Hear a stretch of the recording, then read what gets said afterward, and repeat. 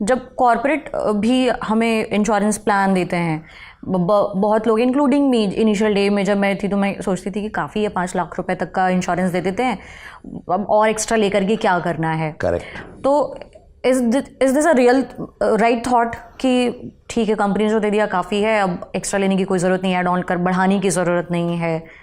नहीं, ये बहुत बड़ी प्रॉब्लम है इंडिया में, स्पेशली कॉर्पोरेट एम्प्लॉयज़ के साथ। इसको मैं अगर मूवी के एग्जाम्पल के साथ समझाऊं ताकि हर जना समझे, हम रामगढ़ के वासी हैं, बीमारी गब्बर है और Thakur is the policy that has been given to अस।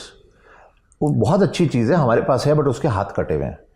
उसमें बहुत सारी लिमिटेशंस होती हैं जनरली जो कंपनीज आपको प्रोवाइड करती हैं, and that for you need a Jai Veeru along with Thakur to save you from Gabbar. तो आपके जो एक्सपेंसेस सडनली आने वाले हैं, जो आपका बैंक बैलेंस खाली कर देंगे, वो बचाने के लिए आपको एक कॉम्प्रिहेंसिव पॉलिसी खुद लेनी चाहिए।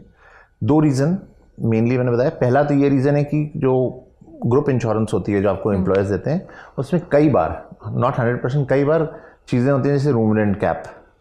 आप रूम रेंट कैप में डिटेल में आप अलग जा सकते हैं, I will not discuss here. Day care not being covered, तो आपको ओवरनाइट हॉस्पिटलाइज होना पड़ेगा, और बहुत सारे इफ्स एंड बट्स होते हैं। वो इसलिए होता है बिकॉज कंपनी अपनी HR पॉलिसी करने के लिए 1 लाख एम्प्लॉय हों या 1000 एम्प्लॉय हों या 500 एम्प्लॉय हों, उनके लिए बनाती है पॉलिसी।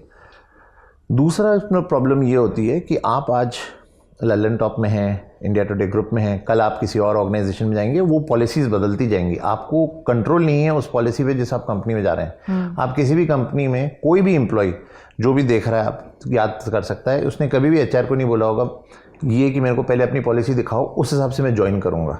आप ज्वाइन करते, जो आपको मिल गया वो आपको मिल गया। तीसरा ये होती है प्रॉब्लम, और मेरे कई दोस्त ऐसे हैं जो लेटर स्टेज पे सेल्फ एम्प्लॉयड बन जाते हैं। मेरे बहुत सारे फ्रेंड हैं जो स्टैंड अप कॉमिक्स बन गए या कुछ और परफॉर्मिंग आर्ट में चले गए। Once you leave the corporate job, फिर क्या होगा? आप उस एज पे सडनली लोगे, तब तक आपको बीमारियां आ गई, तब तक आपकी एज बदल गई, और lot of things change. Premium महंगा हो जाएगा, मुझे ज़्यादा पेमेंट करना पड़ेगा। डिक्लाइन भी हो सकती है, हो सकता है आप लेने लायक हालत में ही ना रहें, या हो सकता है कोई ऐसी बीमारी हो गई जो अब कवर नहीं हो सकती।